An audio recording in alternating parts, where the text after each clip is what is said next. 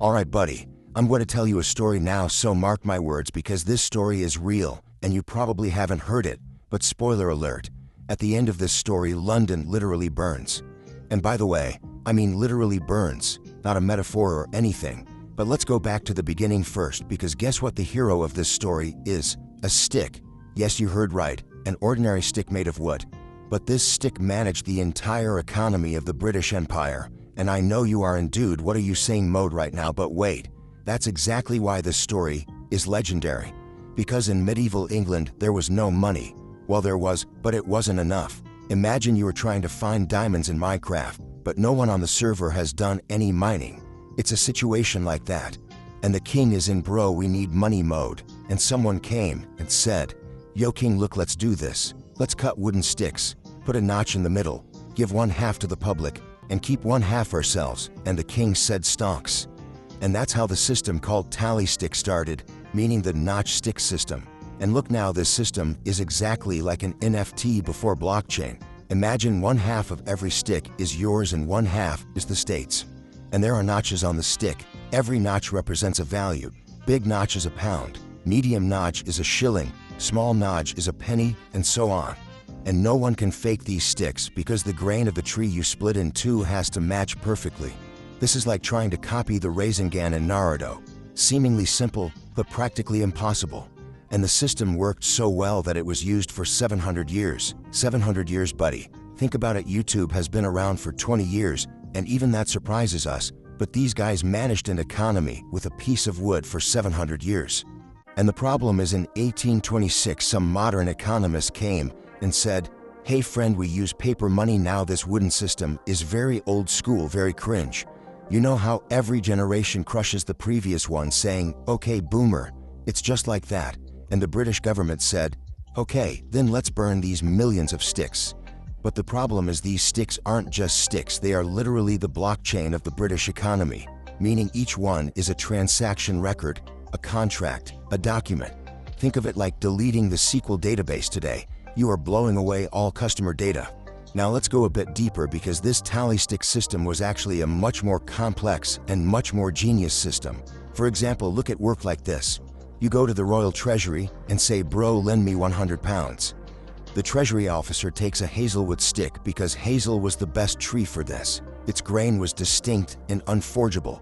Then he makes notches on this stick. Every notch represents a value, and the sizes of these notches are standardized, so everyone knows a notch this thick means this much money. Then he splits the stick right down the middle, but doesn't cut it straight. He makes a zigzag cut so the two pieces can only fit together in one way, just like puzzle pieces. One piece is called stock, which stays with you, and this is proof of your money. The other piece is called foil, which is kept in the treasury, and this is where the beauty starts, because now you can use this stock to shop. Go to the grocer and say, bro, look, I have 100 pounds of stock. The grocer says, okay, but how do I know this is real? And you say, go ask the treasury if it fits the foil.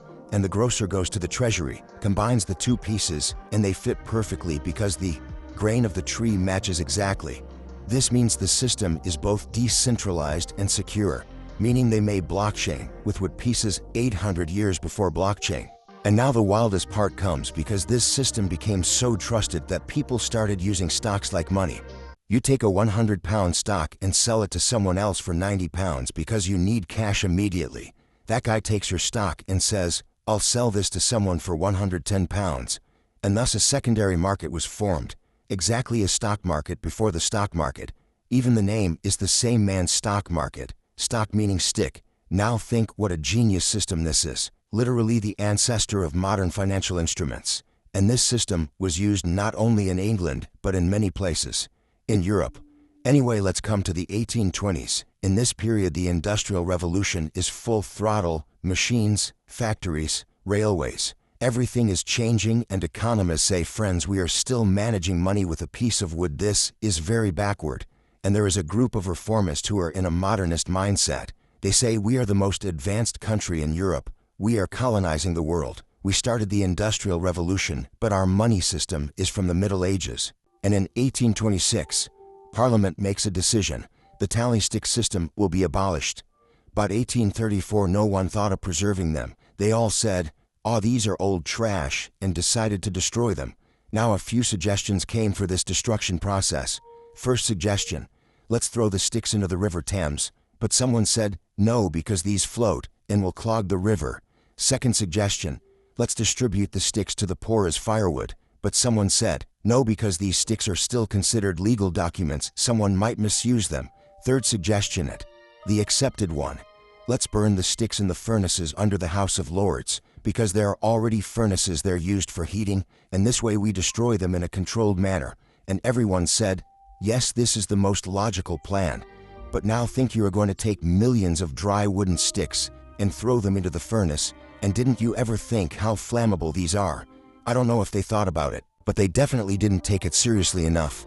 Because on the morning of October 16th, 1834, workers arrived and started throwing tally sticks into the furnaces. And look now, these workers aren't professionals. These are casual laborers, day workers. They don't know how much would they need to throw. They are just in boss said throw, so we are throwing mode. And around 2 to 3 in the afternoon, the furnaces start to overheat. Some workers say, bro, it feels too hot. But the supervisor says, keep going, because the guy has a deadline in his head like, we must finish these by this evening. And exactly at this point we realize how dangerous bureaucracy can be, because there is no flexibility in the system. Everyone follows the rules, but no one says, wait, this doesn't make sense, just like in the Milgram experiment. And around 5 o'clock the problem starts. The fire inside the furnace has risen so much that the furnace walls are turning red, the metal backplates are melting, and smoke starts coming out of the chimney system. But this isn't normal smoke, this is black smoke, meaning incomplete combustion is happening. And around 6 o'clock a worker says, guys, I think the chimney is on fire, because flames are coming out of the chimney, now not just smoke. And at this point everyone goes into panic mode, but it's too late because the fire has already jumped to the roof. And now the funny thing is this: do you know what material the roof of the Palace of Westminster was made of? Guess. Timber. Yes, 600-year-old dry timber. This is literally perfect fuel for fire. At first only the furnace room burns, then the corridor, then the House of Lords chamber, then the House of Commons chamber, and people go into shock because saying, yo, Westminster is burning for Britain is like saying, yo, the Pentagon is burning. This isn't just a building, this is the center of power. This is a symbol. And the most ironic part is this: Westminster Hall didn't burn.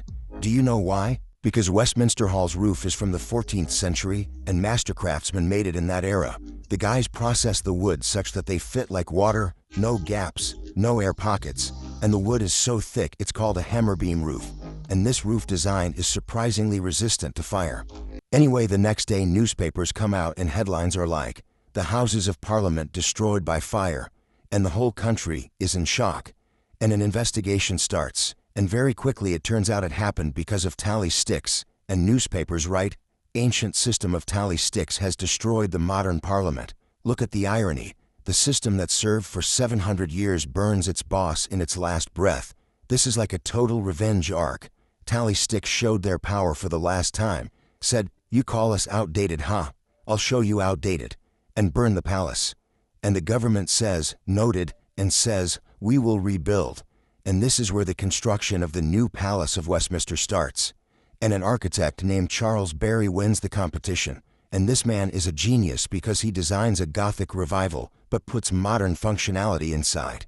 And what emerges is magnificent. The Houses of Parliament you see right now, that iconic Big Ben Tower, those Gothic towers, that detailed facade, all were made as a result of this fire. Anyway, let's come to the real legacy of tally sticks, because this system wasn't just used in England. This system can be considered the beginning of financial innovation, because think split payment system, verification mechanism, transferable debt instruments. All of these are the foundations of modern finance, and these started 800 years ago with a wooden stick, and now the credit cards we use are actually like digital tally sticks. You make a transaction, both sides record, and settlement happens, same logic, and blockchain is actually like a distributed tally stick system. Everyone has a copy, no one can change it alone, consensus is needed, same logic, so tally sticks didn't actually die, they evolve. And don't forget, next time you see an old system as outdated, think twice, because maybe that system is smarter than you think, And maybe while trying to remove it, you burn your palace, literally.